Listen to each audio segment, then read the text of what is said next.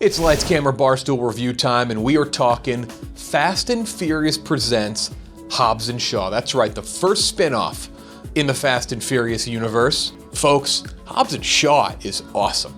It is as much fun as any fan, not just of the Fast and Furious franchise, any fan of action movies can hope for. It's a complete blast start to finish. The movie stars Dwayne "The Rock" Johnson returning as Luke Hobbs, and Jason Statham returning as well as Deckard Shaw.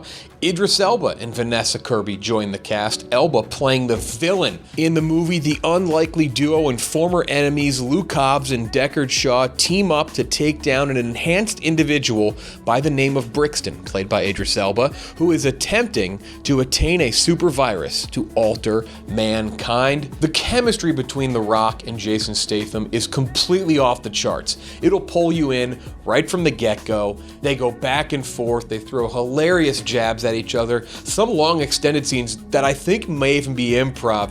We kind of got that teased in the past Fast and Furious movies, and that's obviously why they did a spin-off, but it is obvious that this is going to be a franchise people want more from because they do work together so well on screen. It's not just Statham and The Rock either. Vanessa Kirby's a great addition. She teams up with them very well as another hero in this movie and plays off two personalities that are pretty big. In order to stand out with these two, you have to be pretty damn good, and she does a great job, and the same goes with Idris Elba. I was a little concerned about Idris Elba.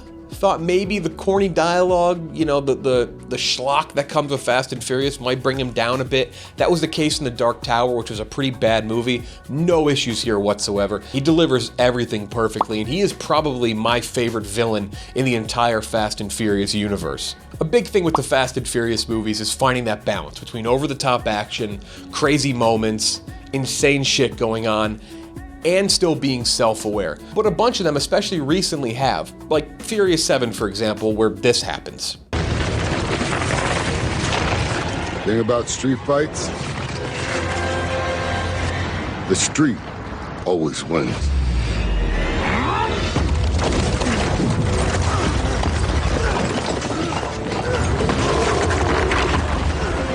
I mean, if you're able to make a good movie where Vin Diesel stomps the ground and a fucking parking garage falls apart, you're doing pretty well.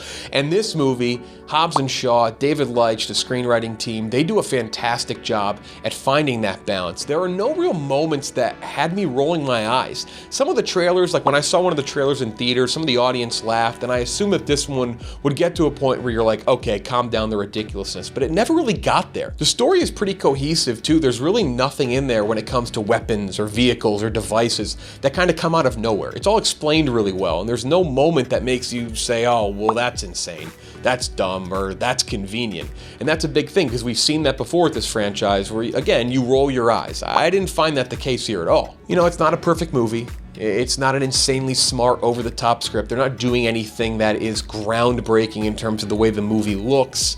Some scenes may drag on a little too much, you know, a little too corny, but it's in very small pockets, even with the flaws, which there really aren't that many. This is the perfect summer, fun blockbuster movie. It rounds out July, enters August as we near the fall. It's a blast.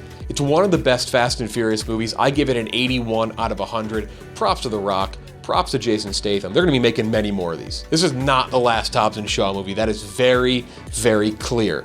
In terms of my rankings of Fast and Furious movies, I have Hobbs & Shaw at number 2, just behind Fast 5, and ahead of Furious 7, Fast and Furious 6, and then the original, The Fast and the Furious. Now, when it comes to my 2019 movie rankings, Hobbs & Shaw slides in just behind Shazam and Captain Marvel, and a little ahead of The Lego Movie 2 and The Lion King. Thanks for watching. Make sure to give the video a thumbs up, give it an old like, and to subscribe to the channel. Also, in the comments below, you can leave your thoughts on Hobbs & Shaw, and click the links in the description where you can rate all movies released in 2019. Folks, enjoy Hobbs & Shaw.